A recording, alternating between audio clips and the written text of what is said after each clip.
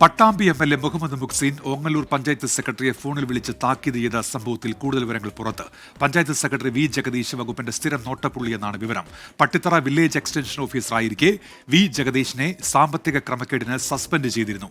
ഇത് സംബന്ധിച്ച ഉത്തരവിന്റെ പകർപ്പ് 24 ലഭിച്ചു. ശ്രീജിത്ത് ശ്രീകുമാറിനുണ്ട് പാലക്കാട് നിന്ന്. ശ്രീജിത്ത്, എന്തൊക്കെയാണ് വിവരങ്ങൾ? ശ്രീജിത്ത്. ഉന്മേഷ, ഇദ്ദേഹം പട്ടിത്തറ ഗ്രാമപഞ്ചായത്തിലെ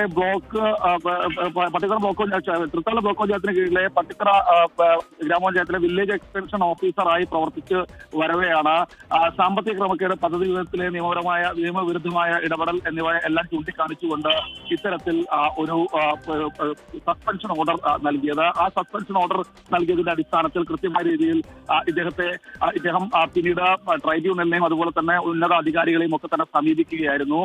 അതിന്റെ അടിസ്ഥാനത്തിലാണ് 399 ദിവസം കഴിഞ്ഞതിന് ശേഷമാണ് ഈ ഉത്തരവ് റദ്ദ് ചെയ്യുന്നത്. ആ ഉത്തരവ് റദ്ദ് ചെയ്തതിന്റെ പകർപ്പും നമുക്ക് ലഭിച്ചിട്ടുണ്ട്. ആ പകർപ്പിൽ വ്യക്തമായി തന്നെ പറയുന്നത് ഇത്തരത്തിൽ ഇദ്ദേഹം ഈ വി ജഗദീഷ് എന്നയാൾ തിരൂരങ്ങാടി ബ്ലോക്ക് പഞ്ചായത്തിന് കീഴിൽ ജോലി ചെയ്യുമ്പോൾ സമാനമായ രീതിയിൽ ഈ കുറ്റങ്ങൾക്കൊക്കെ തന്നെ സസ്പെൻഷൻ നേരിട്ടിട്ടുണ്ട്. അതുകൊണ്ട് തന്നെ ഇത് റദ്ദ് ചെയ്യണമെന്നൊരു ആവശ്യമാണ് അദ്ദേഹം ഉന്നയിക്കുന്നത്.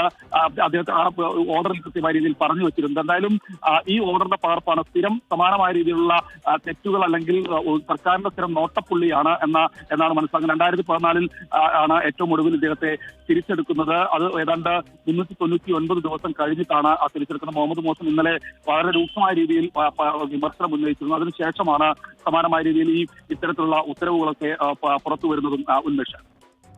ശ്രീജിത്ത് ശ്രീകുമാറിനാണ് വാർത്തയുടെ വിശദാംശങ്ങൾ നൽകിയത്.